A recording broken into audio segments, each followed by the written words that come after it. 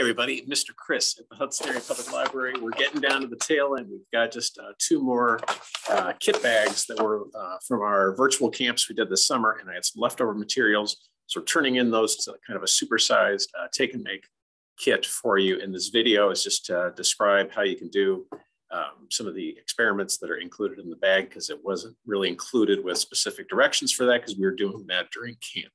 So let me get into, if I can share my screen, I can show you some of the slides that I shared with the campers this summer.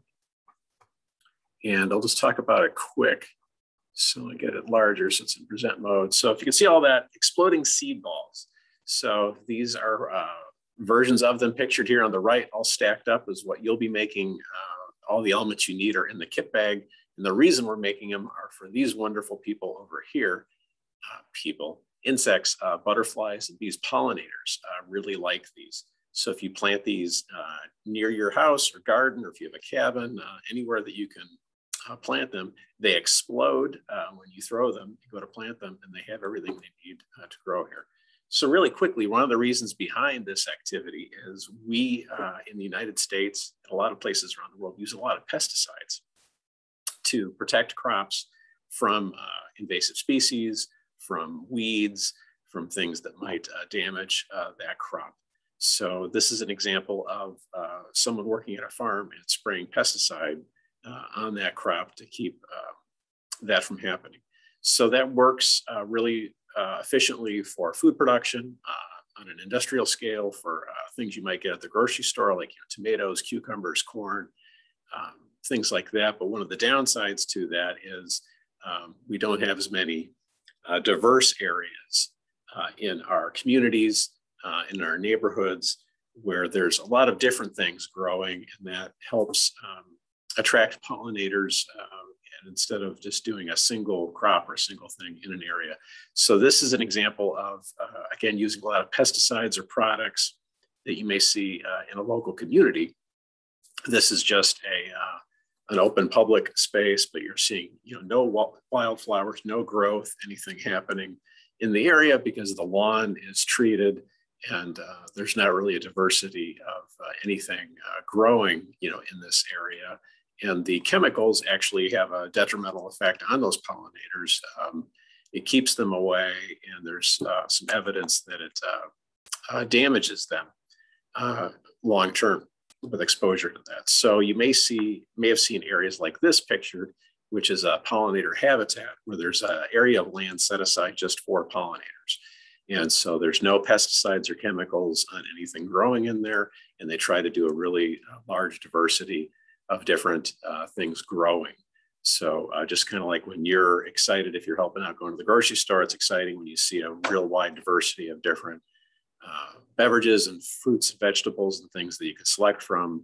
Pollinators really like that when there's a diversity of different things growing, not just one type of flower in an area. So these are becoming more popular and are popping up in areas all around the country. So our food supply that we get, I've been talking about grocery stores a lot, 1 out of every 3 bites of food that you eat is pollinated by bees. So that kind of shows you how important bees are to our ecosystem and to the food that we get. So out of every 3 bites of food you take, no matter where you are or what you're doing, 1 out of every 3 of those bites is the direct involvement of a bee in that food that you're eating. So this is another example of a nearby pollinator garden. So kind of the sign to indicate what it is. And you see all these just different kinds of beautiful wildflowers that really attracts those butterflies and bees to those areas. It's good for them. So those are some of the slides that I had shared with the camp. And then everything you need here is in the bag for this activity. So you're gonna have some parchment paper, a little tin pan, a little mixing bowl, a bottle of water, and then you'll have the ingredients you're going to be mixing up in the bowl. So you'll have some soil, some planting soil. You'll have your wildflower seeds, which are loose in this bag. Some empty bags to, if you want to gift some of the seed balls you're making. I included some empty bags, so when they dry, you can put them in those bags. you have some marshmallows for a snack after your hard day of working, making seed balls. And then you'll have measuring cups in there. What else? You've got your red clay, which is with the soil and the seeds, the main ingredients for making your seed balls. So you want to keep all these things separate until you're going to mix them. And then you got a pair of safety goggles when you're mixing in case anything's flying up. And you've got a plastic serrated knife and a tongue depressor. That's either way is good for kind of breaking off that red clay in the chunks that you need for everything. So what you're going to be doing is on this direction sheet here. So I will not talk about that at length in the video because it's kind of self-explanatory on that, but you'll see the kind of process and how you're mixing things and adding the water and then letting them dry.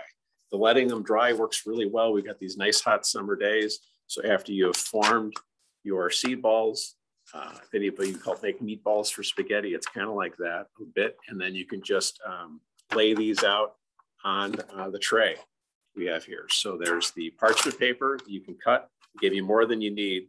So you can cut a section, lay it on the inside of the tray. And this would be really good for allowing it to kind of bake in the sun and dry. So they'll be a very dark color when you make them, kind of like mud. And then when they dry, they'll be a very light brown color. And you see that, you know that they're okay to pick up.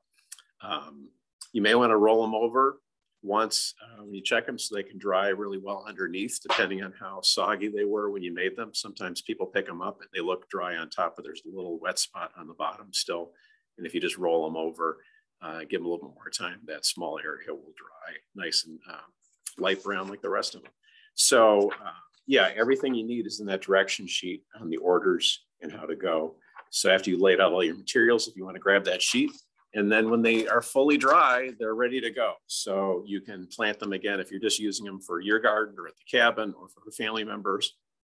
You can throw them and they'll explode, or you can just set them where you want them to be. And when the rain hits them, they'll explode open from the rain hitting. So that's the exploding part of the exploding seed ball. But then they have everything they need to get going. So there's the seeds and there's the soil and then there's the clay.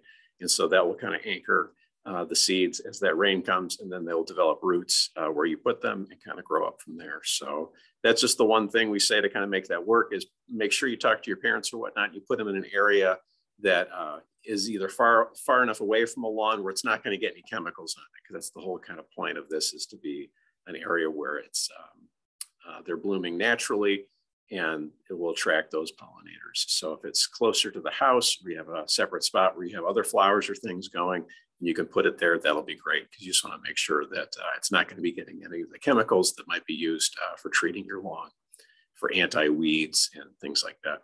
So that's the exploding seed ball activity. I hope you enjoy it. We have a few of those out now, and I think I've got one more activity bag coming up before the end of the summer here from our camps. So I hope you're having a great summer and you enjoy that, and we'll see you again soon. Thanks. Bye.